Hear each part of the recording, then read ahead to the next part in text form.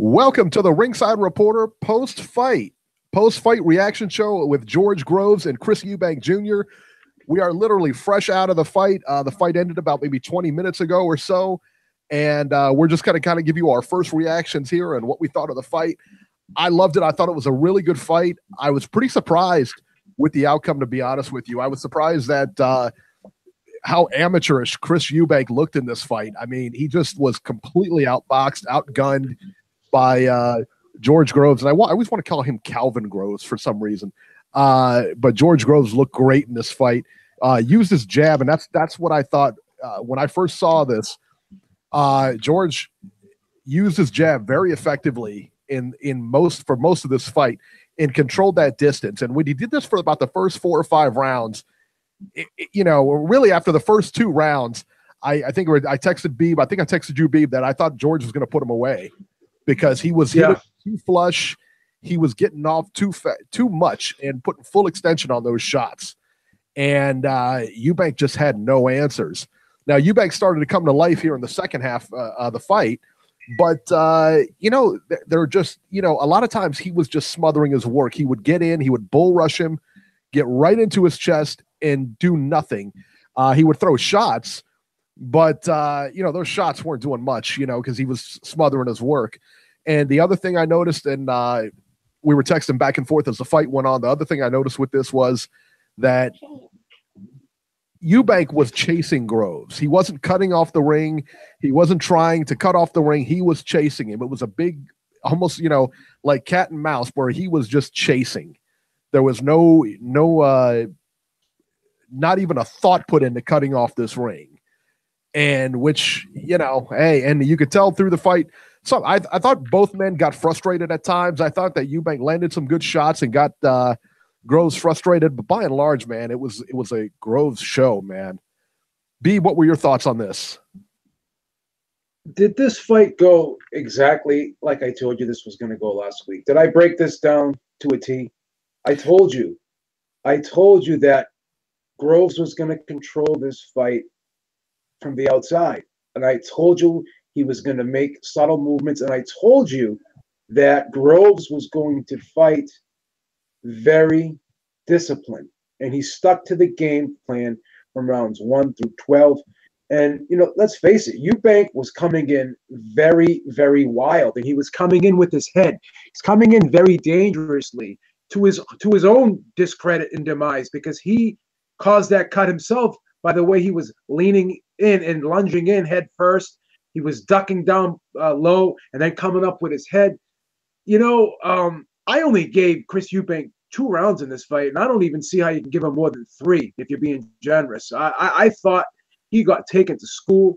The whole thing has been a mirage. It's the halo effect. Ever since that Billy Joe Saunders fight, he has not fought anyone remotely dangerous to him. So you saw Billy Joe Saunders after that fight. He got better. He fought decent guys. He made steps up the ladder. Where Chris Eubank actually, after that fight, kept continuously taking steps down the ladder.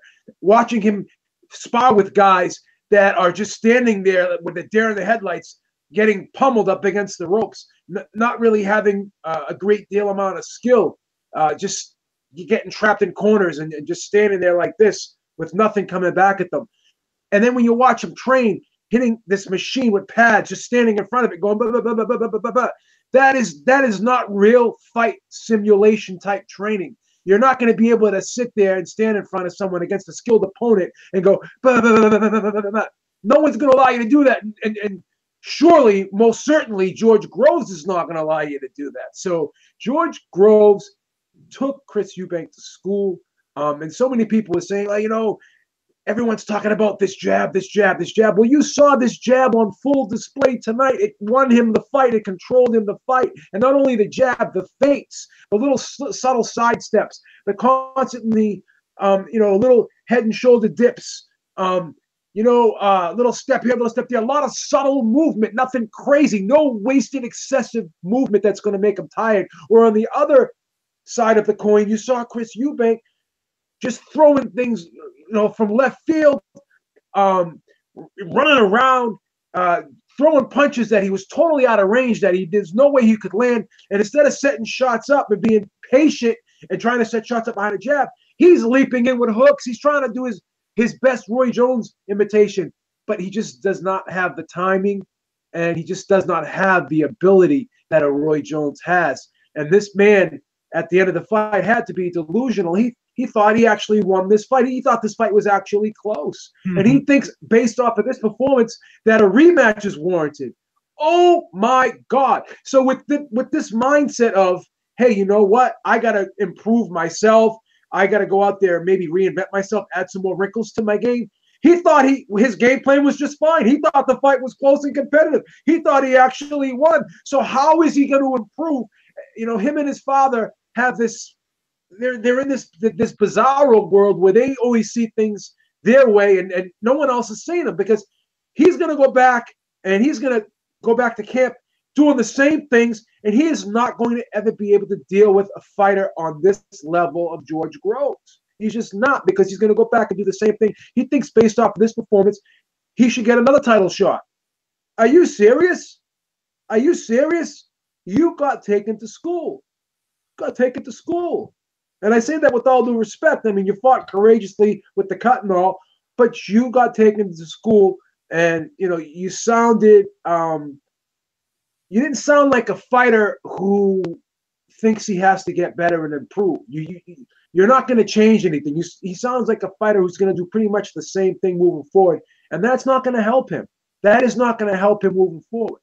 I don't think he can beat anyone at the top level based off of this performance.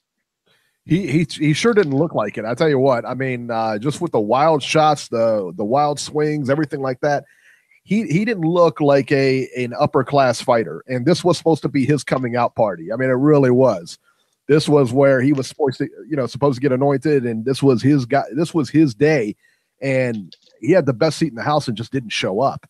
I tell you, he looked not good in this fight. I mean, he had his moments, no question. He had his moments, but by and large, man, this fight was all Groves, and it was the distance, the jab, everything. It was just a boxing lesson. Now, you talk about, is he delusional when he talks about rematch and everything? Check the scorecards, man. 117, what was it? 117, 112, 116, 112, 117, 111, or I thought they had it 117, 112. One judge had it 115 to 113. Another judge had it 117 to 112, which means he had it even. He had 2 rounds even. Yeah, which is stupid. How do you score 2 even rounds in a fight like that? I don't know. Cut the crap. What I'm getting to is that 115, 113. That's 7 rounds to 5. That's a close fight. Yeah, but that was Georgie's scorecard. What's that? That was Georgie's scorecard, because he was hanging on because he knew he had a pie bet with the Beeb. So he had to make it at least. He had to at least save face. 115. What? Are you kidding me? Can anyone actually 115, 113? I could not. When they announced that, I actually got a little nervous, man, because I was like, no. I was like, Why would you get nervous? You picked Chris Eubank Jr. You could have gloated against the Beeb. Well, now the Beeb can gloat against you. Well, let me tell you something. I gloat all the time, so I am more than happy to give this moment to you, as short-lived as it will be. I'll be more than happy to give this to you. But yeah, Groves fought such a good fight, and when they said 115, 113, I thought they can't possibly take this. Like there's no way. I know they weren't going to take it from him. They couldn't take it from him because he's the house fighter. He was the house fighter. Sauerland promoted this show, so he's a Sauerland fighter. So I knew they weren't going to take it from him. There was no way they were going to take it from him. I didn't see it. So now let's talk about the end of the fight. Let's talk about the end of the fight where they said he tore his and he, of course, he hasn't been diagnosed, but he said dislocated. That's it. Okay. Yes. He dislocated his shoulder. I don't know. I don't know what happens. I mean, is that severe enough? The final's been not a severe injury. That's not a severe injury. The final has been set. There's a date on it. There's a place, a venue, everything like that. And they're going to the Emirates to do it in Dubai or wherever, or Jeddah. I think it's Jeddah, somewhere in there. Yeah. All right. Yeah. So hypothetically, I mean, if he can't make that date, what happens? Do they put I'm not sure. I'm not sure. Eubank Jr. in there? I don't know of another way to do it. Oh, I mean, honestly, I don't, Georgie just wrote in I the don't chat. think they could. Eric said he'll take the pie on my behalf. Yeah, okay. Okay. Yeah, sorry, buddy. No, thank you. But I mean, let's just talk about this whole event. I mean, this, we say this time and time again. This is what the Americans need to do. They need to take a page out of the Europe, UK and Europe's book, because that was a beautiful production. Unreal. That was a beautiful production. I mean, how many people were in that?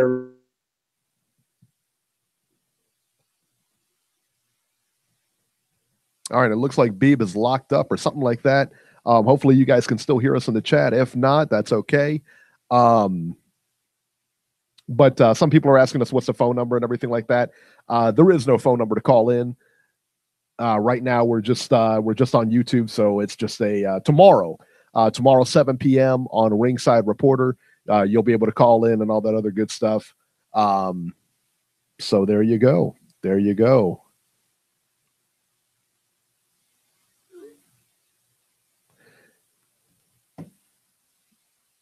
And I see some of the familiar faces. Jason in the chat. How did you guys view it? Did everybody? I think everybody in the chat. I think everybody who watched this fight. I don't know how you could have had Eubank Jr. winning the fight. Somebody just came in and asked who won. Groves won the fight. So yeah, and where's Robbie at? Robbie's actually going to be on tomorrow night on the Blog Talk portion. So that way you guys will be able to call in, give your 2 cents and all that other good stuff. But overall, I tell you what, man, I think that Groves looked great. I think Groves looked great in this fight.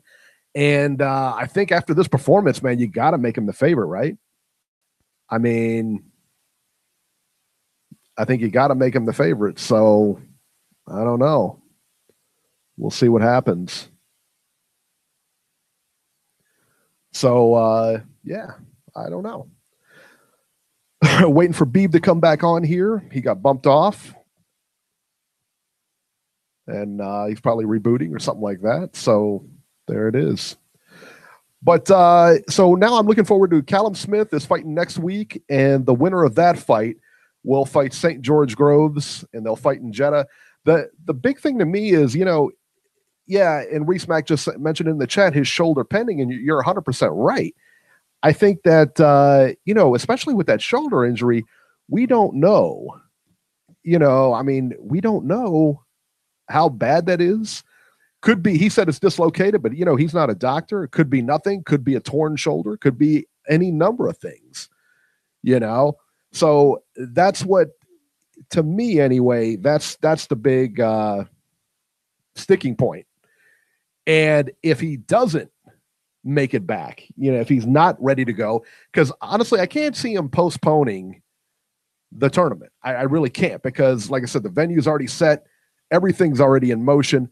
It's difficult. I'll tell you what, from a promotional standpoint, it's very difficult to get a venue to, because you're taking for granted that there is nothing else going on for the next month, the next couple months, or when you're trying to set this up. So it's pretty difficult. It's not an easy thing to do, not to mention tickets and everything. It's got to be a complete nightmare. Now, it happens all the time. I mean, it happens. My guess is that they're not going to want to do that. And my guess is if Groves can't make it to that fight, then I tell you, then I think that Chris Eubank Jr. may get that spot. I think it'll be very interesting, but we'll see what happens. But it looks like, yeah, he may get that spot but the tough part is, how do you put him in that spot? I mean, he was completely, schooled tonight. I mean, he really was. He was completely schooled by Groves.